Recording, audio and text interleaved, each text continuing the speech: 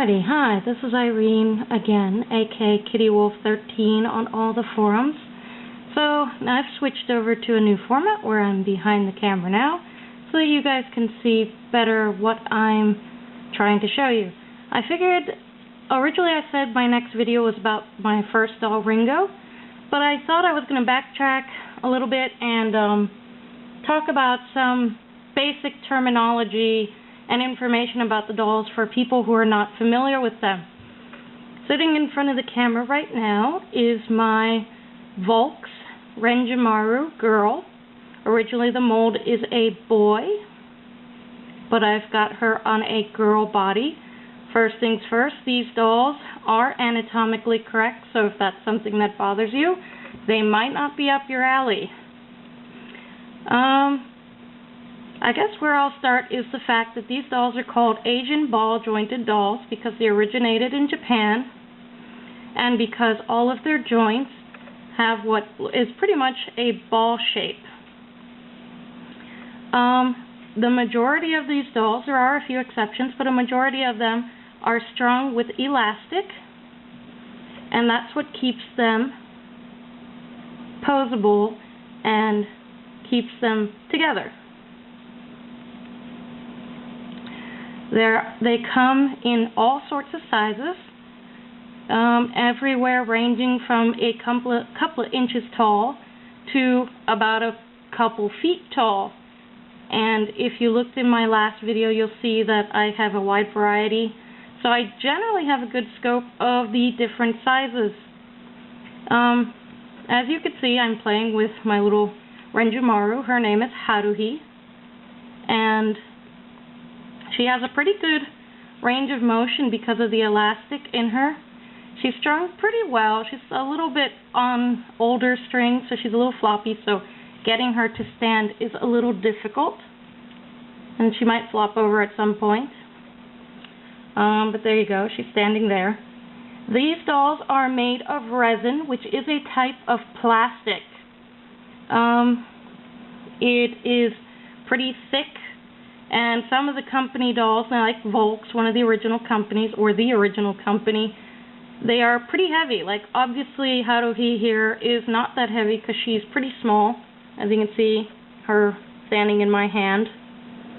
She's a little bit shorter than a Barbie doll to give in perspective. I guess next time around I'll have to get, like, a Barbie as a prop so that we can show familiar dolls that most people would be familiar with in comparison. So, what makes these dolls so interesting, other than the fact that they are posable and jointed, and is usually the customizability. Now, what do I mean by that? If you look here at her face, the doll companies call this a face-up, and believe it or not, this is a customizable feature. You can order these dolls blank or with this company face-up, or a lot of artists will actually choose to do the face-ups themselves. I actually do my own face-ups for some of my dolls, but Haruhi here has a default face-up. She is an older doll, so she's, her face-up's a little old and faded, but I think it's still really cute, so I haven't bothered trying to redo it. Her lashes are a little smushed, but can't really tell in the video. She has an adorable little profile. As you can see, her head moves in a pretty good range of motion. And this doll is what you call single jointed. Some dolls, especially nowadays, have an extra joint here that pops out. It looks kind of like a peanut, which allows their arm to stay in a position like this. The single jointed dolls are the original design, and a little less posable, but not any less better in my opinion. Some of them, when they are strung correctly, can be just as good a poser as the double jointed dolls. Some companies have designed marvelous designs in jointing, which allow the doll to do an amazing array of things, but I like all the different companies for what they're worth, and as you can see, she has pretty good expression. The other fact about these dolls being customizable is that this is actually a wig. It is not rooted onto her. head like Barbie's. So as you can see, it does come off. And as you can see now, I have a bald doll, which sometimes freaks people out. Some companies put plates in the back of the head to identify the company. This one says SD. It probably has a serial number. I can't read it on the back of the camera. And it says made in Japan. SD stands for Super Dolphy, which is the line of Volks dolls. She has a piece of Velcro on her head. A lot of customizers do this so that the wigs don't slip off their head. I sometimes use rubber bands or a little piece of silicone or even balloons. I've seen people use balloons, believe it or not.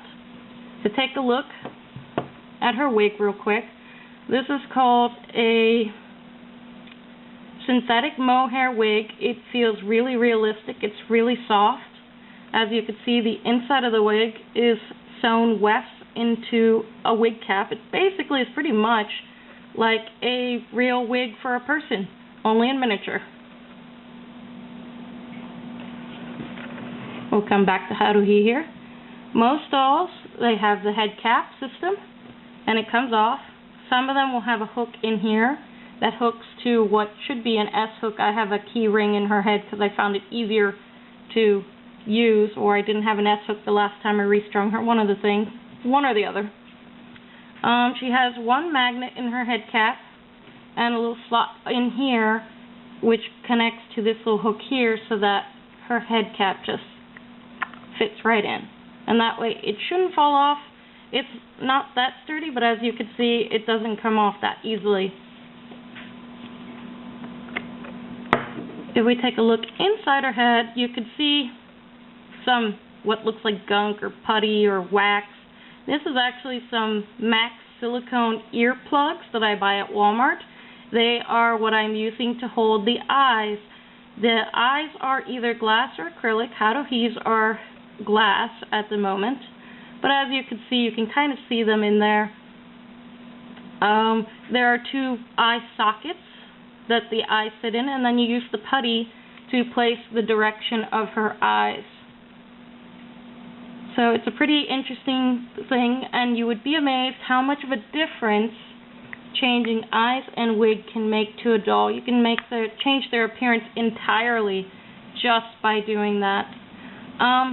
This doll, if I'm not mistaken, she was customized by a previous owner. So she has magnets in the back of her back to give her wings.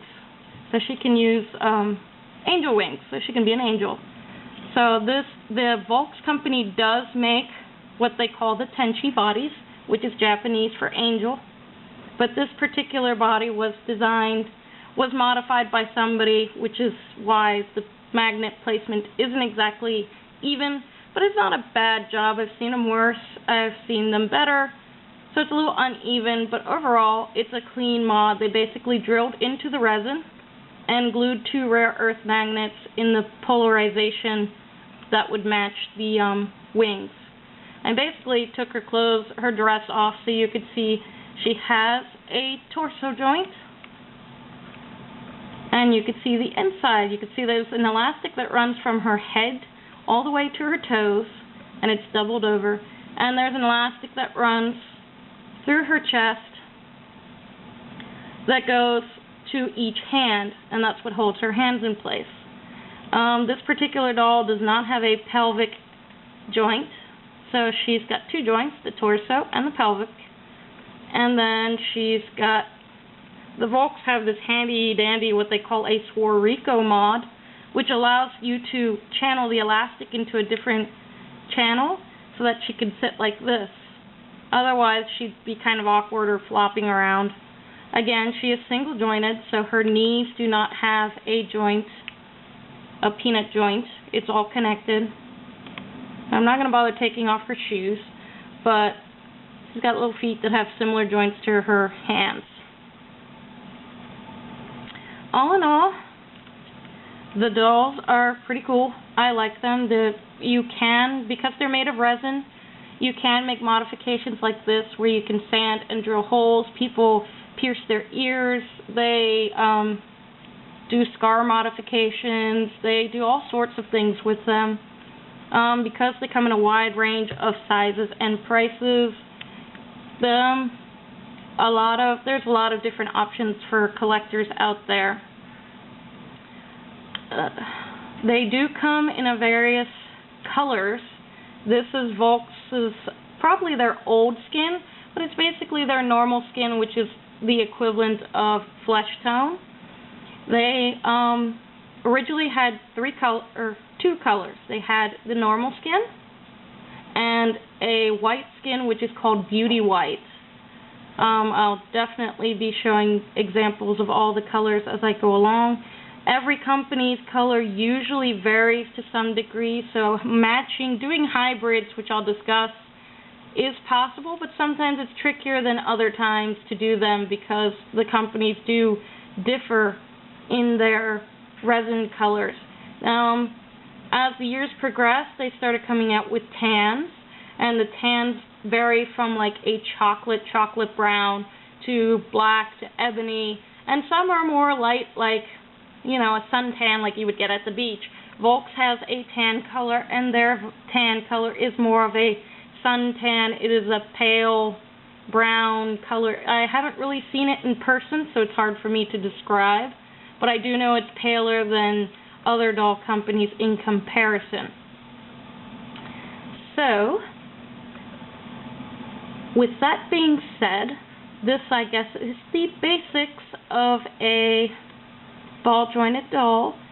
Hopefully this gives you a little more understanding of the terminology and things behind the doll, a little bit of how they work, and gives you the beginnings of your understanding for ball-jointed dolls. With that being said, I hope you continue to watch my videos and will subscribe and leave me comments on what you want to hear from me. I'm more than happy to answer questions and to the best of my ability and to answer your questions. I have no problem doing that, and it would probably help me in directing which way I want to take my videos.